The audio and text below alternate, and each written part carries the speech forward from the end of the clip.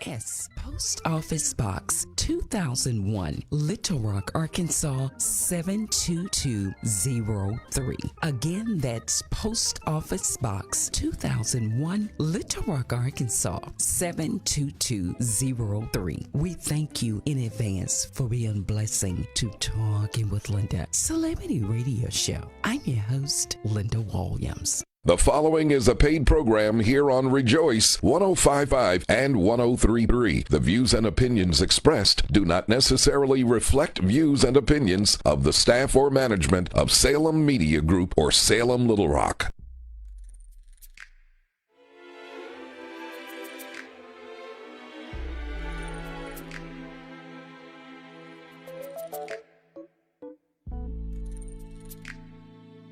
People are dying. It's time now for Barry Jefferson Live, a community talk show that's 100% about you, the people of the community. To come and save us from this world. Here's Barry Jefferson. Good morning. What a beautiful, rainy, cool Saturday morning. Hey, Vicki, how you doing? Hey, I'm here. I'm among the living. Amen. We all are, and it's just a wonderful, wonderful day. I really enjoyed myself this morning. I got off on a great prayer breakfast, the MLK prayer breakfast in Hot Springs, where President Witherspoon with the NAACP in Hot Springs, who did a wonderful job. A great speaker, Ms. Barnes, out of New York City, gave a good speech about our direction and what we should be doing, how we need to focus on young people, engage young people, and educate young people, and bring young people into the midst of things and gathering. Equality is everything, and we need to make sure that we are looking at that. It's very wonderful. I had a great time listening to her and the rest of the people. It was very wonderful. I really had a great time this morning. I really have a great time. And I know we all celebrating the Martin Luther King weekend. Yeah. His birthday and community service that's going to be going on Monday. So people's out there doing some kind of act of community service to give back. Some type of act, whether it's in a organized group setting, or else if you see a need and you take care of that, whatever it is, it could be, writing up something, or just whatever that need is. Just lean in and just don't do it because it's in the spirit of Dr. King, because Dr. King was really a radical individual. Right. He really talked about more things than what is typically highlighted right in the commercial setting to make people feel good. But he also talked about real life issues and a lot of racial issues and equity and things like that. And so, however you lean in to be of service, do that. It's all about it's all about public service and not self-service. Amen. Amen. I too totally agree with you on that. I do, before we get started, because we have a very special guest who's a friend of both ours, who I cannot wait to hear from. But I do want to speak on, and this is me personally, come from me personally. I've been getting a lot of calls about on Monday, the guest speaker at the Governor's Mansion for the Martin Luther King, from the Martin Luther King Commission. And people is outraged of who is the guest speaker is. Because it's supposed to be a day of service, a day of giving back, a day of bringing people together and not dividing people, and that guest speaker that I personally think is not the best speaker for this opportunity, because the thing is bringing people back. The thing is about voter rights. The thing is about everybody how their civil rights taken care of, and this person do not view that point of view.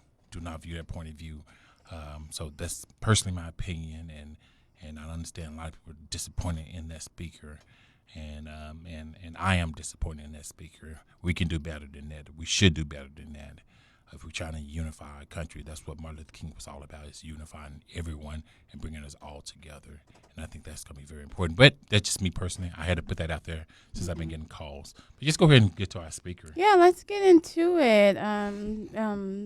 And probably some people have a question mark about who's the speaker, but Ex-Governor Mike Huckabee. okay. So we have Clarice Abdul Bey with us, and she is a lady of many talents and just givings. And so I've already introduced her. A lot of people that listen to us, they know her, but those that are beyond our listening or our physical space, she's a co-creator. She is also another radio talk show. She has her own talk show, and then she's also into healing and doing not only mental wellness but also physical wellness, spiritual wellness, and so she does some work with the youth and all of that greatness. And today's topic, we're going to get into mental wellness. And so, Clarice Abdul Bey, are you on, ma'am? Are you on? Hey, family, I'm on. Hey. Can you hear me? All right. Yeah, go ahead. We Hello, can definitely hear you. Barry, Vicky, and everyone. Really happy to be here with you. And I don't know why you dubbed me as an expert on mental health, but I do what I can. I do a few things, community-wise, advocacy-wise. I am not by any stretch of the imagination an expert on mental health, and nor do I claim to be. I just work within the bounds of helping folks in the healing arena, whether that's I'm a licensed massage therapist, along with the other work that I do. I do energy work, and so I guess the wellness side of me gets pushed in the background when I'm working in advocacy. And so, yeah, I think I don't have a degree in that, so I will put that up front in case folks start calling saying, "Hey, where are you? Can you help me work through these things?" I was just about to call you. You're so silly. And then like we didn't say expert, did we? I mean, I don't remember. No, you didn't. You didn't. Okay. I just said you worked in that space of wellness, and it's so many avenues, Yeah. much like our chambers, right of our brain and of our mind. Right. And so there is a lot of workers right in that space of wellness that have varying focus points. And so definitely, this is not clinical. Yeah, I'm sorry. That was just my own disclaimer. Okay. Oh, Yeah. I'm so reflective. All right. Thank you so much for that. But just go ahead. No, you go ahead. Okay, so what I was going to say was how much I enjoy the both of you and appreciate the work that you do, and just kind of knowing you on a not just a advocacy or activist level, just on a personal level. I appreciate who you are, and I just really thank you for being true hearts for the community and the people. So I just wanted to publicly state that. And I know that Vicky and I talk on a personal level, and I know that I express that, but I think publicly we should also give each other flowers and love and show our appreciation. So I just wanted to do that. Oh, thank you. Thank you. It's definitely Welcome. mutual. Definitely. So we have so many things going on. Like, of course, the overarching, um, you know, thing of COVID and just living and living through that. But oftentimes we kind of just stop right there and we don't Hmm. talk about all of the other things that have a direct ripple effect because we are having that human element, that human connection, the gathering and things like that kind of removed, and how not only adults but our youth. I talked about this past week I talked to 30 youth regarding um their overall human wellness and their educational experience, um, and they're dealing with a lot and the stress levels, and really it's very comparable to what adults are feeling. And then I know you speak a lot about, oh well, when I watch you and when we talk, you're always talking about, you know how do you move forward, how do you like the overall wellness, like the coping, and that you're never, oh you never conquer it or get over it because a trigger might happen that takes you back there. But are Hmm. you able to just like give some overarching um techniques or things that people are able to do to be well and to allow and to know what to worry about that are within their circle of influence? Ooh, wow. That This was a past, lot. oh, it's okay. This past, I was reflecting while you were speaking on that. And um, this past year, um, right at the end of the year, my, one of my older brothers passed. And so it was not COVID related. It was due to, um, I call it being lost to the streets. I know that's a kind of a tough term, but Hmm. it's just a term that I use because it helps me explain why our some of our loved ones are so um, um, traumatized in society that they are unable to to make decisions that keep them here. And I know that's probably deep, or maybe I just know that that's how I reflect on it. Um, for me,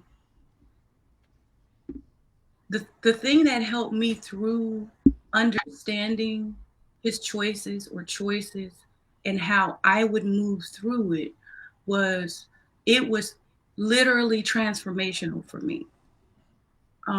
To the point where here we are toward the end of the year, and his life was, lost.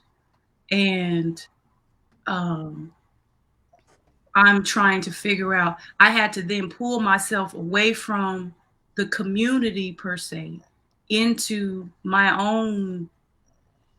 um, my own tribe of family, my own uh, nucleus family, in order to care for and make sure that my focus was there, because my focus was out here. And even though we would talk here and there, I started understanding and knowing that what I needed to do was to refocus a little and then go through the stages of grief the way I needed to. And that was part of it, is understanding that my where my focus was and bringing it back. Um, and I think we process. I know that we process life, grief. COVID is the pandemic is a part of grief for all of us. Um, transitioning throughout our lives, this is a transition, a huge one. And so Life changing. life changing, and it's like we are literally experiencing and mourning and funeralizing folks daily. Yes. So we have there's a thing that has to click for us in order for us to be well, which is okay, I know this is happening, we have to exist within it.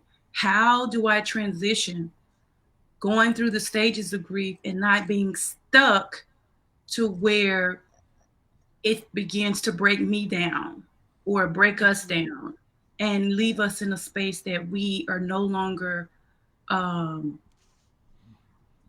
reachable or can reach other folks, especially if we're doing activism or advocacy work, because you all know that if we're not well, we can't help anyone else. The whole pouring from the empty cup, um, same. So You yeah. touched on some really great points, and and two, I want to just kind of stay right here for a second, just on this whole grief thing, because and then like we are gonna second line it out. You know what I'm saying?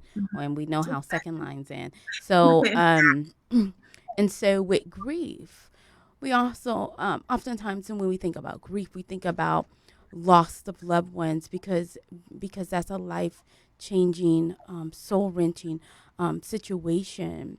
But also grief happens when there's a change in not seeing people, or Right. a change in removal, or something like that. And so when you were speaking, I was actually thinking about the youth that I was that I talked to this week, and how they're also grieving. Or when I was speaking with another young man, well, he's a grown man. He's a grown man. To This week, and then he was speaking about the way that his life have changed because of him being right in a, you know the world of entrepreneurship or a nonprofit. It is about getting contracts. It's about moving, and then some people are not able to do virtual because of what they do. It is about the experience, the physical experience of being there. Yes. Um, can some of those same things you spoke about be applied to grieving, be outside of death? Oh yeah, absolutely. Because death does not imply physical death. That's true. It could be an emotion. It could be a loss of um, activity. I mean, it could be a loss of. Right now, our young folks are going through, especially last year and the year before. Well, last year, no, 2020. Um, they lost the connection, the being able to connect and having the social uh, connection to friends, to um, to clubs, Adults. to right, to processes that could take them to other levels in college and things like that. I mean, that was a death, and it felt like that for a lot of them because um, it was it was a collective. We lost something tangible. There was something that was stripped and taken from us, and so just being able to hear them and being able to know and feel that that is a level of loss. It's there's different levels of that, and so we have to also respect when they feel a loss, and when they're going through stages of grief and we're trying to figure out, well, what's wrong, what's going on with you. You act like somebody died. Well, it may not be somebody, it may be something. And I think that's something we have to pay attention to as well, and also respect. Yeah, yeah. They Yeah. they Yeah. spoke a lot about respect, communication, Yes. just a lot of the things overall that adults want other adults to be recognized and be conscious and cognitive of. But then, young people in general is just constantly left out of the conversation and then spoken through the lens of adults, which is not the lens of the youth. That's I, right. I think that's powerful, Vicky, what you're talking about there, especially with young people. And sometimes we forget about those young people and what they are going through. And during this time right now, with the COVID pandemic, and they out their comfort zone.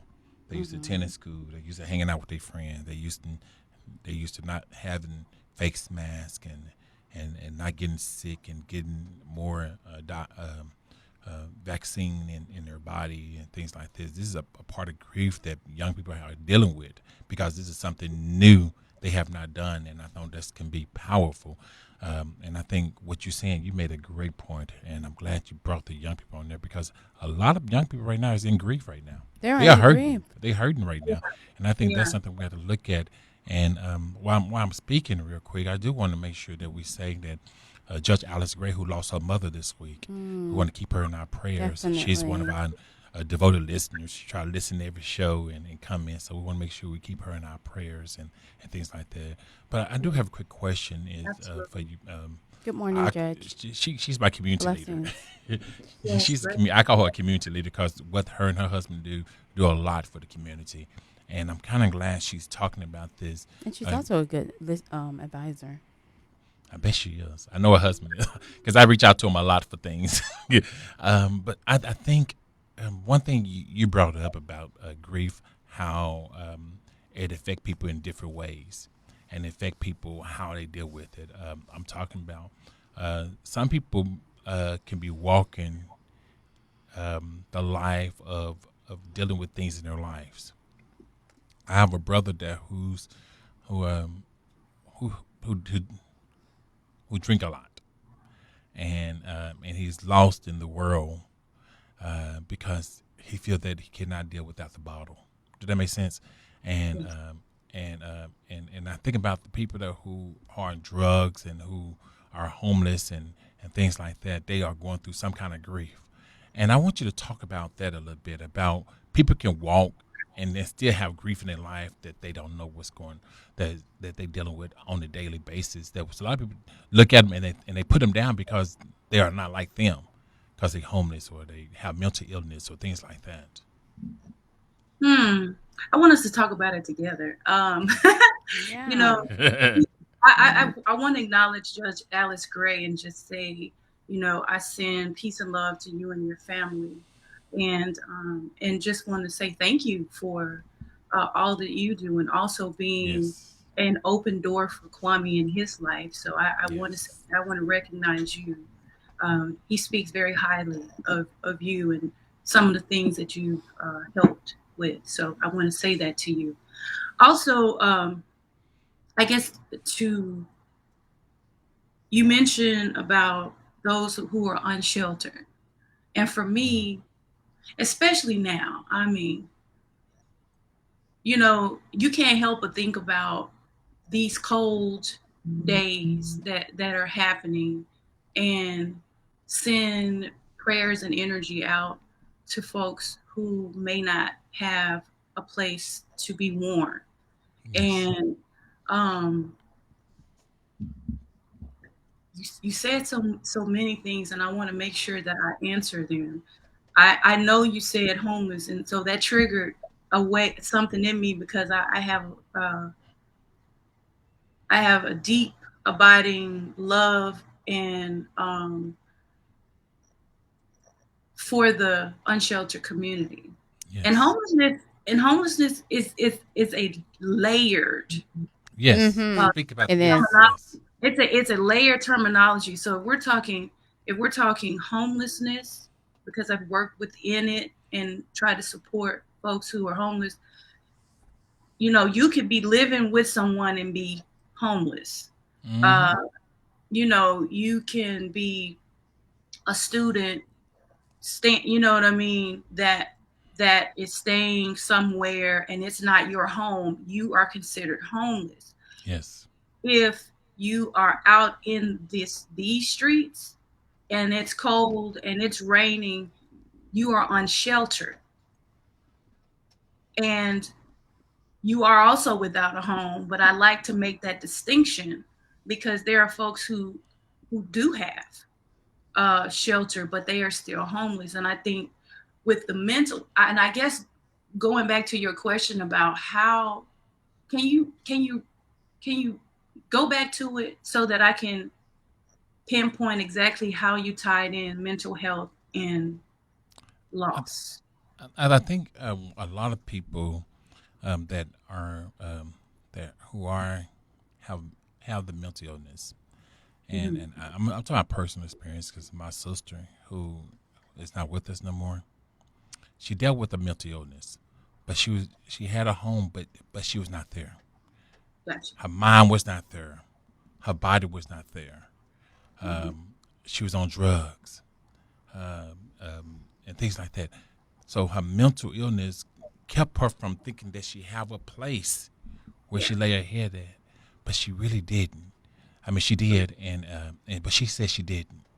So that left her homeless. They left her gone. Yeah. And there's so many people in our country is that way right now, that who land on someone's couch, sleep, or they're Mhm. who in a home but feel that the home is not theirs. And when I say that's part of the mental illness, because a lot of our homeless that who's out there, that Mhm. who's lost somewhere, is dealing with some type of mental illness. And I think that's the point I'm trying to get to. Yeah, and I agree with that. I agree with that. There is a level of um there's a level of mental illness that has had, and I see it a lot. I see it a lot. Um, and I really feel like if,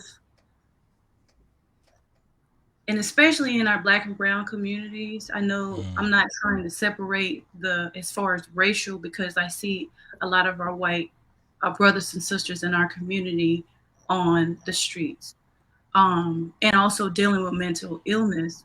By and large, disproportionately, we suffer from it due to systems, racial systems, and all kind of other things that sometimes break us down.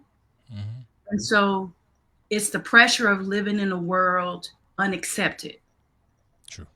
most times. And so if you live in a world where you have to continue to fight to be accepted in whatever way, as a Black woman, uh, as a woman, as a male, as a person who it doesn't even connect um, on a level of uh, um, what is it? There's varying ways that we as people exist in this world, and so if you are dealing with that, plus you have the you being existing in this world as a person of color, I'll say, then, and you're constantly trying to explain and or defend yourself because of it, it will weigh you down. And a lot of our community members are cracking under that. And I use that term, I say cracking, not as a negative, but just it's like a piece of glass being squeezed, squeezed, squeezed, squeezed, and then it just, like your mind, it just breaks. There's no more that you can do. There's no more fight for that. And so you're now existing. And so I just feel that, you know, we do a lot of there's so many things that can be done, but I really feel like some of our focus should be brought inward toward making sure that we're not just putting band-aids on situations of mental health or Yes. unsheltered folks or our young folks who have issues, that we are really getting to the root of the problem or the issues so that it is not a repeating, reoccurring thing. Yes. And I think a lot of times that's what we do. We say, oh, let me give you all of this stuff. let me give you some blankets and some socks, and there's nothing wrong with that, because blankets and socks, good pair of socks is underrated. I'll take a good pair of socks any day. I'm saying we need more than that. And we need more for our young folks too. We can't blanket a situation. We have to go in deep, go to the root of it, and let's find out how we can bring you out of this cycle of whatever is going on. Because it's charity to give you things. It's empathy and action to go deep and try to Yes. change.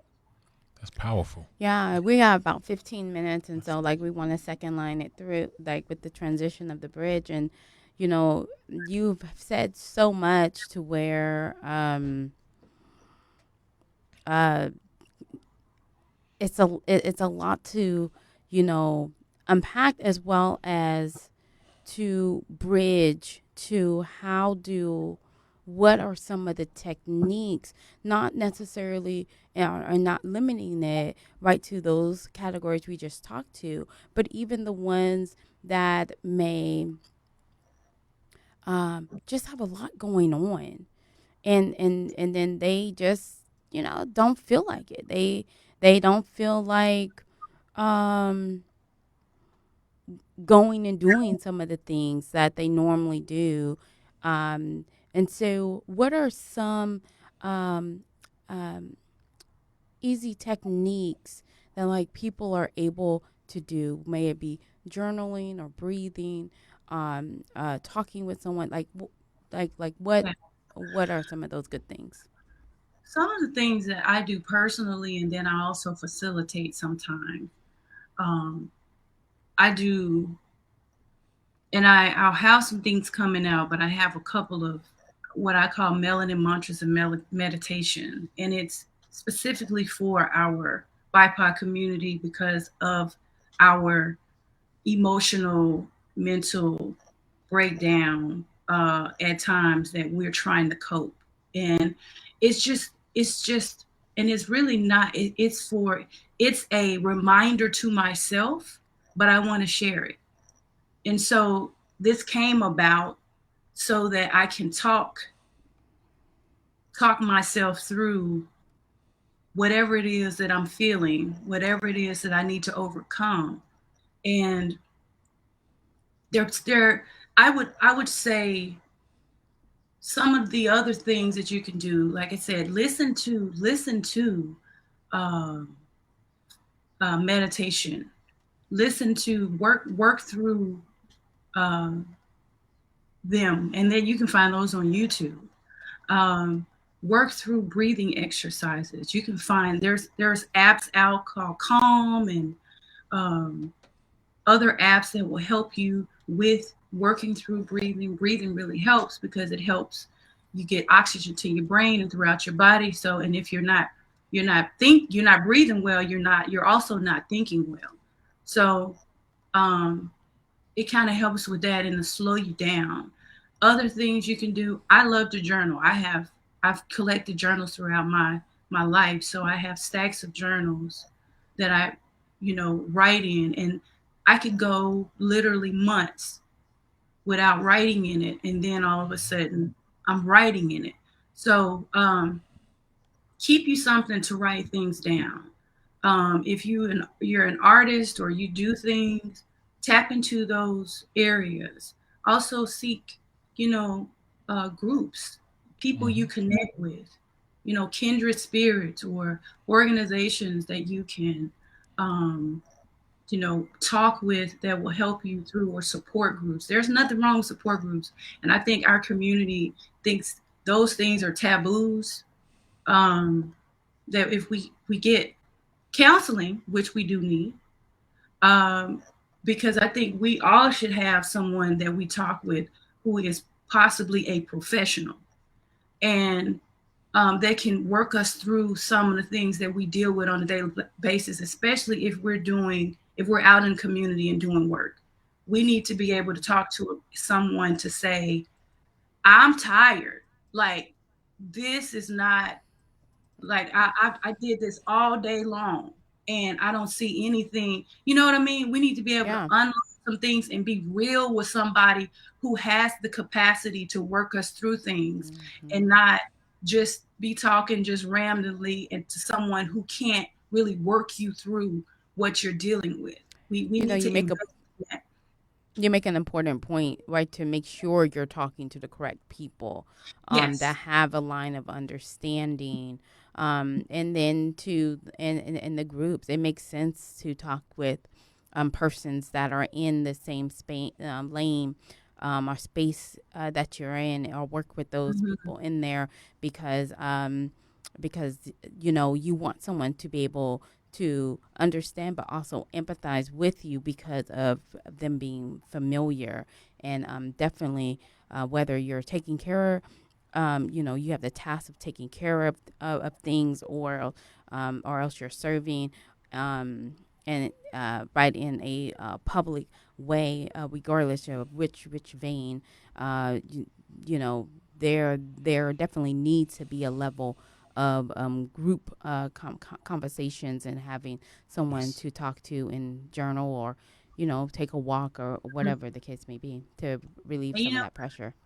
I mean, I joke about it with other friends and people, but it's not really a joke. It's really a real question, and it's rhetorical in a way, but we ask each other, and I've often said, "Who heals the healer?" And it's Yeah. not that you're doing the healing; it's you and that person, whoever that is, deciding that I want to move past something. And to me, healing is a process. It's continuous. It's not something that it's a one-time shot, you good, and then you know, everything goes away. It doesn't. I mean, we're going to always be going through cycles of healing, whatever that is. But who does that for you when you're out there trying to do the work? You know, That so we have to think about that. Go ahead, that was, Barry. You were saying no. That, I mean, I'm just listening. I mean, I think you and Vicky is hitting some great points, and it's very powerful what y'all both are saying. And I hope people listen because this is serious. Because I know there are people feel that there are many of us, especially people of color, feel like they cannot talk to no one, or they don't want to go talk to a therapist because they feel it's gonna make them weak, or feel mm, that they are needy. And it's very important that you have, because I know I have before, because I've been through depression before. yes. I've been through mental illness and stuff. So and I was one of those people who felt that I didn't want to talk to no one, and it put me in a position that I didn't want to be in. So those are Mhm. some things. What you're saying is so true, and especially with this pandemic and all the issues that we're having in our country today, with the racial issues, with the police brutality, and the different things that are going on in our community today. That is so important, and I'm really glad you brought that up. And we're out there fighting. Vicky and I Yeah. out there fighting. You out there fighting. We need to sit back and have a conversation with somebody.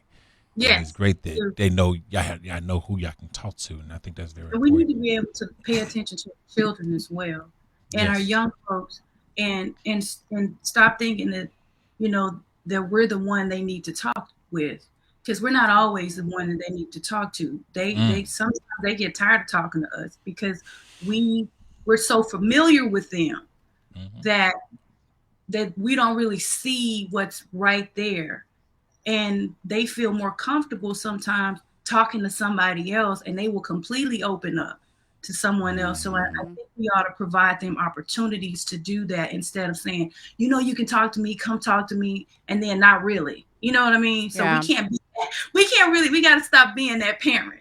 We got to Or stop being that parent.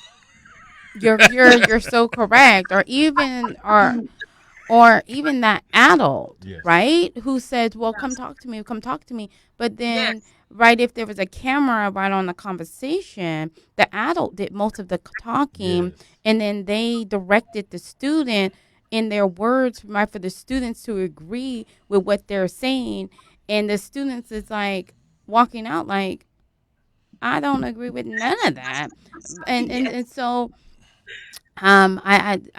there is, you know, value in adding value to our youth to right to truly express themselves, and so definitely those avenues that have already been created that is with student in mind and led by a student definitely need to be at the forefront as well as with other adult to adult because like you get that same dynamic Yes. with adults because I've been through the therapy sessions as well and sometimes you're sitting there like this person totally don't get it but they think they really got it and so just being aware um of what the person is saying and just listening and then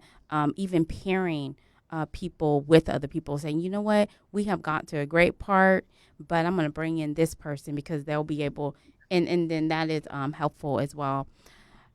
Clarice, we have about 5 minutes left. And I make the plug. Yes. You are listening to the community, the people, and the power talk show. And you know how we do it. We typically jump right on in. And then right when we have our guests with us today, we have Clarice Abdul Bay Love talking it. around. I love you, baby. She Hey, I totally want took me out of no. my way. But really quick, when we're talking about overall wellness, and then thank you right to our supporters and you guys. Remember, continue to do the 25 for 12 months cash through Cash App $ THECPPTALK, and we have about 3 minutes. Go ahead. Can I say something really quickly? Yeah, we want to Yeah. give you Before that being. Yes, we end? ma'am. Go ahead. Is we're talking about Dr. Martin Luther King and you know his his his day and all of that that's happening right now and kind of the different things that we've experienced here in the state of Arkansas surrounding that. And what we're talking about is courage right now. Mm. And with the situation of what we disagree on, which is, rightfully so, because there's no argument with this. It is what it is. And I will say that. However, we're talking about courage. And he spoke about courage is the power of the mind to overcome fear. Mm-hmm. It ties into what we talked about. That's one of his quotes. Ties into what we talked about overcoming fear, and it ties into what we're dealing with now. And because we can't be fearful when we are being courageous, when we need to be courageous. Correct. There is no fear there. There's no fear. And so if I'm gonna stand, if we're standing on shoulders of great leaders like Dr. Martin Luther King, and he even says that we need to overcome it with courage, then we need to do that. And so that's all the courage I need. And that at that point, I also would like to say, if I could, that we're going into the week of the National Day of Racial Healing, and if I could give you Yes. all the where people can go to join Yeah, go in ahead. out of the conversations that be going on, you can go to just quickly APJMM.